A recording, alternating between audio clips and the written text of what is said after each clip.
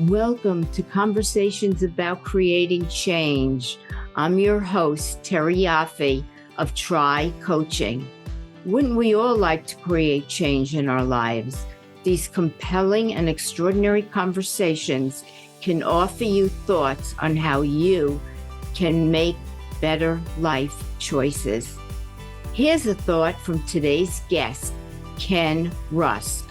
And you turn a goal into a path. And I think that's the difference, because a goal could be anything, but a path is pretty specific. So once you start walking along that path, you literally just need to wake up and breathe every day, and this is going to happen. Again, it's just only a matter of time. How can a ditch digger, construction worker, and someone who never went to college become a world-renowned best-selling author of Blue Collar Cash? He is an entrepreneur with multiple businesses and revenue streams, and is also creating change by mentoring and coaching hundreds of young people in areas such as goal setting. Ken Rusk believes that no degree is needed to achieve comfort, peace, and freedom, and anyone can achieve their dreams regardless of their educational background if they know how to set goals and make plans. Welcome, Ken Rusk, best-selling author of Blue Collar Cash. Love your work, secure your future, and find happiness for life. How are you today? I'm great, Terry. Thank you very much for having me. I really appreciate it. Thank you for being here. I should be thanking you. Such a pleasure. And reading your book was amazing and so insightful. I could see myself in so much of what you put together in that book. So thank you.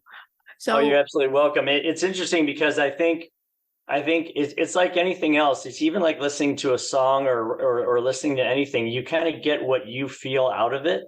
And I've had some really awesome feedback. So I appreciate you saying that. Well, you're very welcome. Tell us a little bit about how you got to where you are. So, my father was a Marine, and he was a pretty tough guy. And I had four brothers. We lived in a very small house, and he ran the place kind of like a barracks, which was good because it helped keep my mom sane. And he traveled a lot, so he relied upon us to, keep doing those types of things while he was gone. And then, if we wanted something beyond the basic necessities, we had to go out and find a way to get it ourselves. So we always had part-time jobs, and I probably had 6 part-time jobs before I was 15 or 16 years of age. And I loved them. I loved them all. It was a way to control, my whole future, if I wanted something, I could work hard, I could make the money, and I could go get it. But when I was 15, it was time to get like a real job, a real, almost full-time thing. So I remember my high school shared a fence with a industrial park, and we would cut through the hole in that fence after school to go hang out at the carryout. But in order to get there, we had to go through this industrial park. And Terry, there was always these really cool businesses that were just thriving, pieces and parts, people moving around, and it was always energetic. And so I knew somebody that worked at this one particular one, and I asked them, I said, what do you do here? And they said, we basically dig ditches. And I said, well, I think I'm qualified to do that, So I wanted money for my first used car and take my girlfriend out for pizza and whatever that, young men did at the time. So yeah, I started doing that in the summer times when I wasn't in school. And in the winter, I moved into the office so I could work after school. And, long story short, I learned the front half of the house and the back half of the house. So when it came time to go to college, I had amassed enough knowledge there that they started opening franchises or branch offices all around the Midwest, and they asked me to go do that. So I lived out of a suitcase and traveled around, Cincinnati, Columbus, Pittsburgh, all those kinds of places, Chicago, and I opened up these franchises and then got tired of living out of a suitcase after 3 or 4 or 5 years and moved to Toledo, Ohio, started my own company, and we started with 6 people, and I think we have nearly 200 now. So it's been a heck of a ride. You never went to college. No, I never did. It's interesting because I had this conversation with my father. He went right into the Marines after high school. So one of the things that he said to me is, the fact that they're going to let you go out and start a business from scratch in a strange place with somebody else's money, so you can go make it happen, but learn along the way. That might be as good a college as college can be. So, I opted for that. I tried going to school for a little bit. I knew it wasn't for me because I like to work with my hands and get things done. And I just couldn't see sitting another 4 years or 6 years or whatever it might be to get myself started. So I jumped right in. In your book, and let's kind of segue to that a little bit. Over the years, you became successful. You were an entrepreneur. What inspired you to write the book? Honestly, I had been doing what I call involuntary life coaching for a long period of time. I just didn't know it. So again, I didn't have any formal training. I didn't have any letters after my name. It was just me, running this company. And when you're running a company with a lot of young people, you tend to get involved in a lot of their life planning, whether you like it or not. And I kind of found it interesting and fun, helping them maybe clean up their driver's license or get into their first car or get into their first apartment or their first checking account or their credit card or whatever. So I kind of help them manage their kickoff to their life. And I enjoyed doing it so much so that I started putting these systems together that really worked well, that I still use 37 years later to this day. And my wife actually said to me, she goes, what you do is so impactful that you might want to get that beyond the four walls of your office. So I started writing down stories about myself and about my friends that were successful, and especially blue collar people that were successful and how they did it. And I just kept going, and pretty soon I had 80,000 words and there was a book. So I never intended on doing it. It just kind of happened that way. I think there's a dilemma today in white collar, blue collar, 4-year education versus trade. And for a lot of people, my hunch is there's a stigma about what you didn't go to college versus I did a trade and I'm whatever I am. And I think kids are confused about what do they really want, and they don't want to disappoint their family, the pressures, right? Family, friends, optics, all of that. And they go ahead and start a life that they never wanted. Well, I run into that a lot, actually. And to be honest with you, there's a whole lot to answer that question. There's a whole lot of pieces and parts. But one of the simplest ways I can tell you is, I've been very blessed. I've worked very hard. I've created a lot of success for myself, and I've done some pretty cool things, and I live in a pretty cool place. And no one has ever rolled up in my driveway and saw what I've accomplished and looked around and said, wow, what degree do you have? No one's ever asked me that. They might say, well, how did you grind this life out?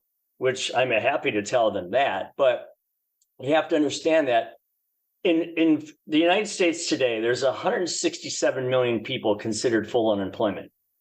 Half of those people, almost 80 million of those people, still work with their hands, still do some type of blue collar job. By the time you put your feet on the floor to get out of bed in the morning, to the time you go to your office or school or church or wherever you go, you're going to cross 10,000 blue collar jobs that are still viable today. And the fact that people aren't willing to do them makes them more valuable from a financial standpoint. So I look at it this way. We don't live to work. We work so that we can live. I'm interested in what the live part looks like, because as long as I'm living the way I want to live, how does it matter how I got there? I don't need a plaque on the wall with a piece of paper that says you're a solid, successful person. To me, it's not what you do for a living. It's what you do with what you do for a living that really matters. Right. I saw that quote. So I came across a quote that I loved and might be appropriate. One of life's biggest tragedy is to live a life scripted by someone else. Absolutely. And that's what I was trying to tell you. I've seen so many people, one of the surprise readers of my book was the person who went to school because everyone told them they had to go. They really spent most of the time playing beer pong and didn't really get a whole lot out of it. But they got their job in sales in some cubicle in some 15-story building, and they were unhappy the whole time. And they look around and they say, wow, I have all this college debt and I really wanted to be a carpenter. What did I do? What happened? And society, if you're not careful, will kind of sweep you up in that norm. And you're right, you said stigma earlier. But again, it's never been true that college is the only way to be successful. It wasn't 50 years ago. It isn't 10, 20 years ago. It isn't today, and it won't be tomorrow, because there's always been about 5 or 6 paths to get to success, whether it's a trade school, a tech school, a college degree, or a military career, or just working right out of high school, starting your own thing. So there's so many ways to be successful. And I have to be honest, if I'm living the way I want to live, okay, I got it hands and feet over the guy who has a college degree but isn't living the life he wants, right? Right, exactly. And, when you think about parents that came over from another country years ago, maybe even today, immigrants who only want their kids to be doctors, lawyers, Indian chiefs, or pedigreed parents that would never consider no college for you. It's hard for a young person to stand up and say, wait a minute, that was your dream, what you want me to do, not what I want to do. And there's a lot of flack there. I went to a 2-year college. I started at a junior college. I went to FIT. I got a 2-year degree. And I kind of moved around a little and thought, gee, I should go back to school. I should get a 4-year degree. And, one thing led to another. I became incredibly successful as a salesperson. I started my own rep company. I became a coach. I'm an executive coach, and started podcasting 2 years ago. And it's like that other 2 years doesn't matter. And after reading your book, I felt, okay, I don't have to feel guilty anymore for being older and still having that baggage behind me. I've had a lot of people ask me that. Do you ever feel bad for not going to college? And all I do is I say, well, look around at how I'm living. I'm living exactly the way I want to live. And to me, that result is just one of the paths to getting there. And again, I'm not anti-college. If you're going to operate on my shoulder so I can get back out on the golf course, you better know everything there is to know about a knife before you come at me with it. I get that. Or if you're going to be a teacher or a lawyer or architect or something. But if you're just going to a nondescript school for a nondescript class to find some nondescript degree, there's a lot of better ways. I said this to a group of parents once, and they looked at me like I invented penicillin. So if you're spending $50,000 a year all in on school, okay, and I'm talking everything, books, travel, gas, the car, everything, that's $200,000 by the time you're done. Hopefully you didn't borrow that money. Well, right now you can jump into a career that pays you $50,000 to $70,000 a year in construction, believe it or not. So 4 years of that, you're getting paid that. That's $200,000 on the plus side. You're talking about a $400,000 swing in your asset base from negative to positive. So you at least need to think about that before you just shove all your kids into college and hope for the best. Right. And good for the kids that stand up and the parents that understand that.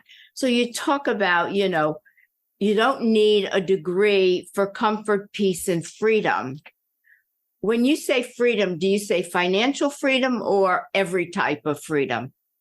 Well, I don't necessarily say it in the context of living in a free democratic society. What I mean is, and these words are kind of like a triangle. They rely upon each other if you think about it.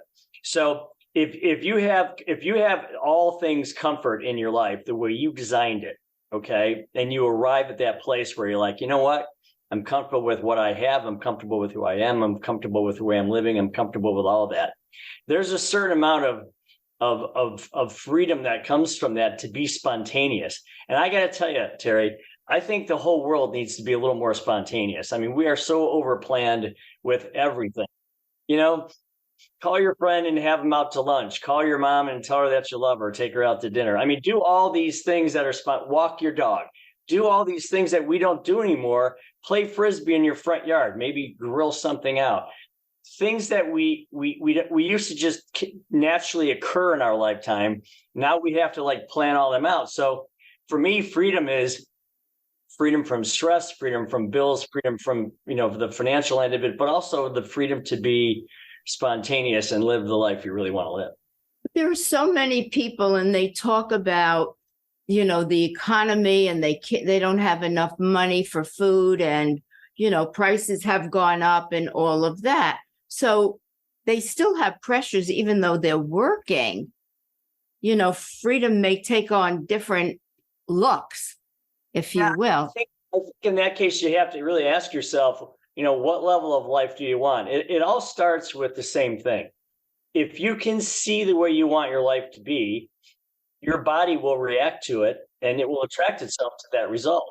So that might require you to say, well, if I'm living X life based on X salary, I might need to go out and upgrade that salary, which it's never been more easy to do with all the people that are needing workers and can't find anyone to work.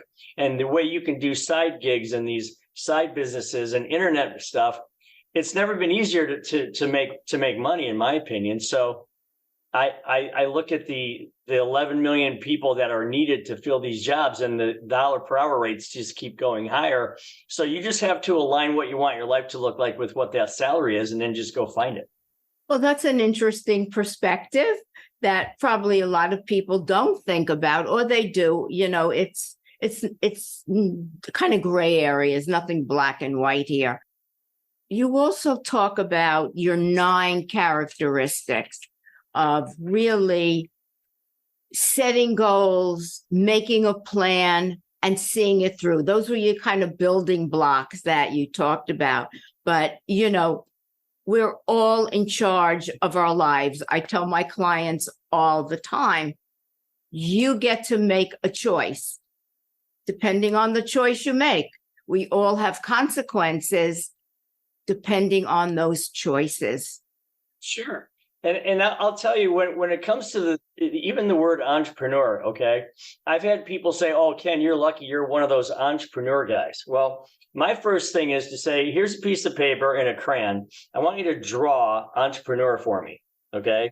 You can't, because it's a very vague term.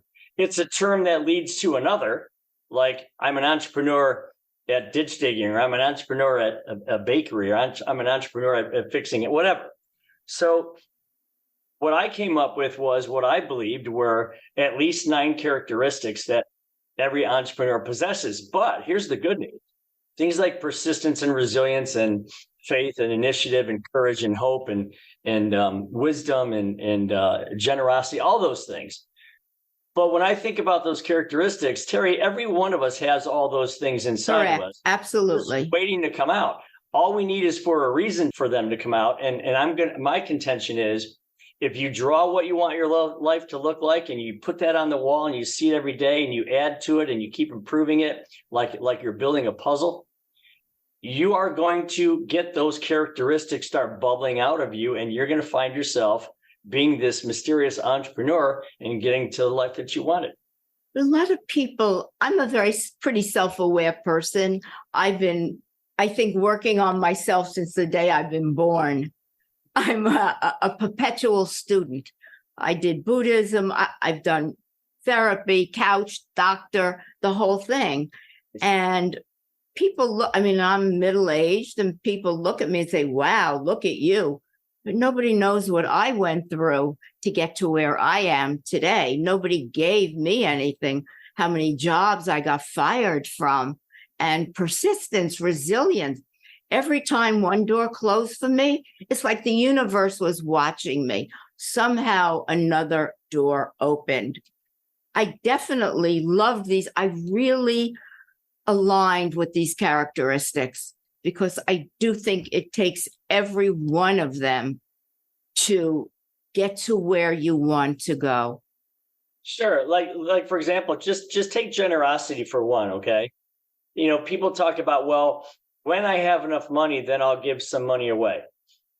That's completely backwards. It has to be one of the first things you do, and here's why. I have never expected, and I do a lot of charity work. I do a lot with Make-A-Wish and Boys and Girls Clubs, Junior Achievement, and all these things, local and national. And I've never given a nickel away hoping to get something out of it, okay? Like I'm going to win a prize if I give money to one of these organizations. But I will say this, it just seems to kind of work out that way, that the more you give, the more you're blessed with. And I don't know if that's karma, the universe, whatever you want to call it. But the point you just made a very good point, and that is that energy is out there if you take advantage of it.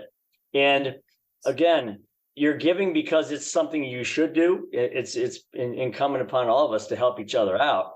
But somehow, when you provide for others, people provide for you, and it's just kind of a pretty cool cycle. And I love what you said. It's called the what if. Well, or when if I get a new car, I'll be great. You get the car. No, it'll be when. And you label it so beautifully for the somedayers club versus the todayers club. I love that. The somedayers, someday this will happen, rather than I'm doing it today. The Somedayers Club is full of a lot of people, and they might even be well-intentioned, but they just don't ever pull that trigger. They just don't get to that first step. And they end up years later repeating the same old mantras, and then they look at each other, and you would hope that at one point they would go, you know what? We've been at this a long time, and we're not getting anything done here. What are we doing? So the Two-Dayers Club is one of those people, and this happens to you all the time. You'll say, hey, you know what? We should do lunch sometime. Let's do lunch. And then you both walk away and nothing happens. Well, why not pull out your phone, get out your calendar and say, what does next Tuesday look like for you, okay? That's a doer. That's a two-dayer person. And you'll find that club is more interesting because all you see are pictures and memories and results of things that have already happened, versus the other people hoping and praying and wishing for those things to someday happen. And, someday never comes. It's today or nothing. That is so true. Tomorrow I'll do this. They never do it. Oh, next week I'll do that. Or the dreamers who never take the dreams and, as you say, set goals, make a plan, and go and do it.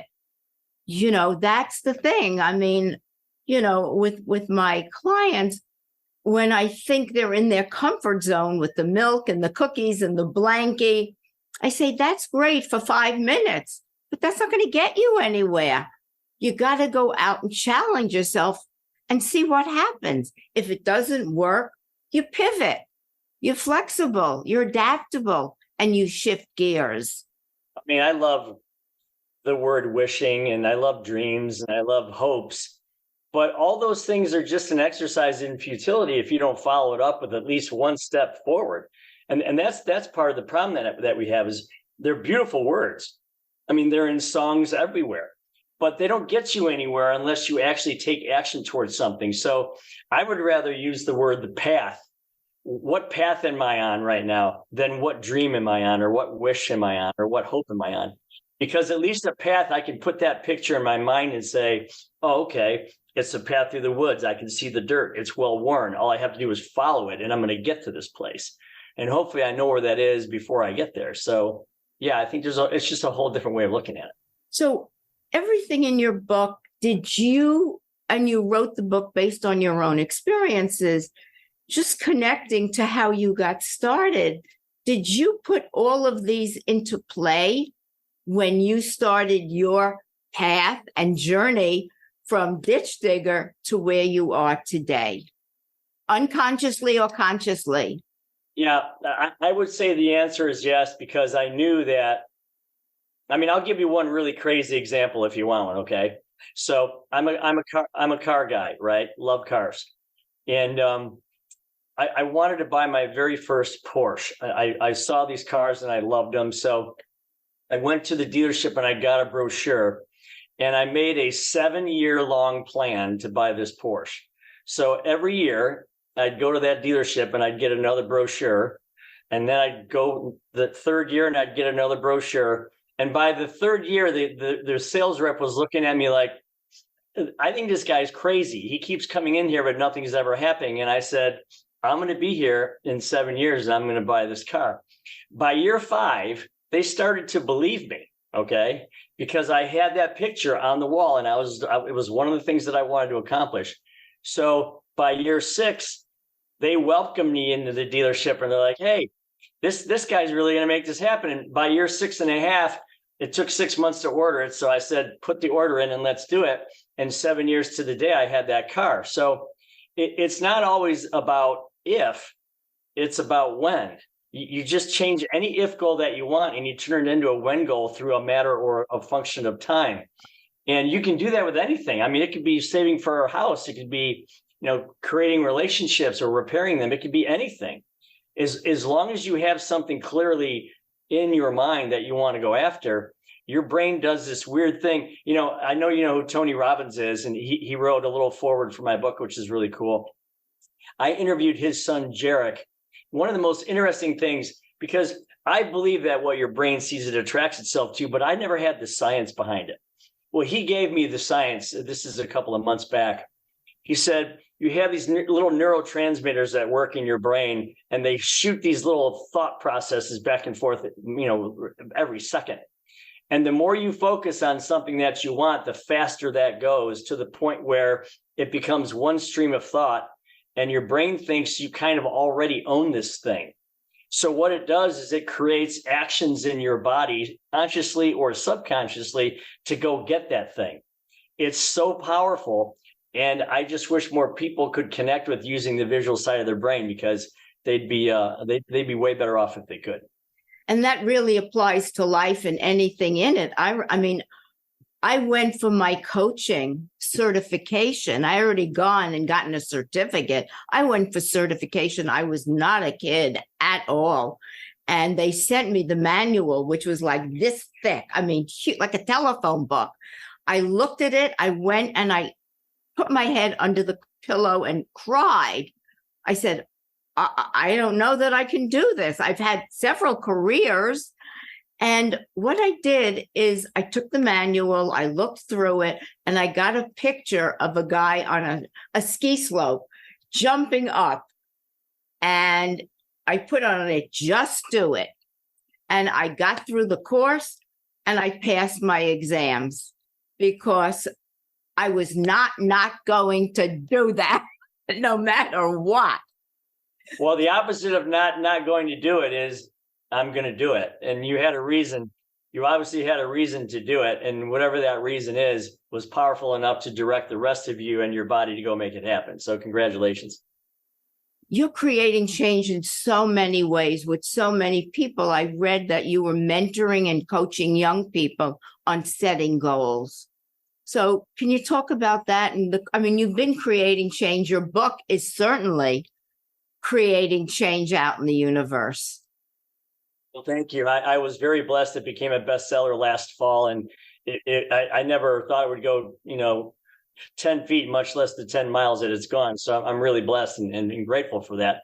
But the thing about setting goals is, I think the word goal is one of the most overly used words in the English language, and it's probably the least understood, because everyone thinks of a goal as some kind of like mystical push or a motivation that takes you somewhere.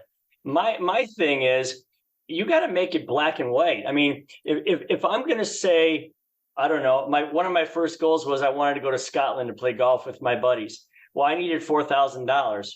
So, okay. So I'm going to say, let's say $20 a week. That's going to get me $1,000. So in 4 years, we're going to Scotland. And that's how you have to do it. You have to make it a mechanical thing that actually you can see in front of you. You can have a start date, you have the number of steps, you have an end date, you sign it, you commit to it, you put it out in public, you put it out for people to see, so you share it with others so they can help you through it. And you turn a goal into a path. And I think that's the difference, because a goal could be anything, but a path is pretty specific. So once you start walking along that path, you literally just need to wake up and breathe every day, and this is going to happen. Again, it's just only a matter of time. And when you mentor these young people, how do you do that? What do you work with them on? Well, I actually built a course that describes exactly how I do it. And it's interesting because, Terry, I've seen courses out there for $2,000, $3,000. Nope.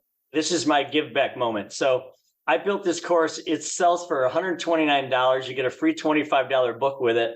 And I promise you, in 8 40-minute sessions, 320 minutes, it will change the way you treat your life, because you're forced to say, I'm gonna get out of the some dayers club, and I'm gonna now join the 2 dayers club. And these are the reasons I'm going to do it. And this is how I'm going to reward myself once I'm done doing it along the way. And so I encourage people to go check it out. Again, I give most of my money to charity anyway, so this is not a moneymaker for me. Believe me, it's a way to get this knowledge off the shelf into your head and into your actions on a daily basis, so you can live the life that you want for yourself. And do you do speaking engagements on everything we talked about today, and how people can really shift their mindsets? Yeah, I do. I've been doing a lot, especially during the pandemic. I did a lot with boys and girls clubs over these Zoom webinars, and I did it with I'm actually working with a women's prison group, believe it or not, that where these women are about ready to transition back into the workforce. So yeah, I do a lot of that stuff because, again, it's just kind of like my way of giving back. And I believe it's incumbent upon all of us to do this. I'm never going to get rich from this course. I just need to cover my expenses. But I've had such amazing feedback from people who said, you know what? I put the book down. I started to think I was going to act, but I didn't. But when I took the course, man, you put it on the table there, Ken. You made me get to work. And boy, am I glad that I did. My hunch is you can't create change out there until you start doing it inside. You have to shift a mindset to get to the place that you want to see it out there. Yeah, and it's you have to change your mindset again from the if then. I mean, I've had so many people say, well, you know what? If my son gets or my daughter gets good grades and they get a scholarship and then they get a college degree and then they get a job, then they're going to have a really cool life. I'm like, no, that's backwards. I want to know what they think the cool life is first, like now. What does that mean? And then we can find one of 6 or 7 different ways to go get that for them.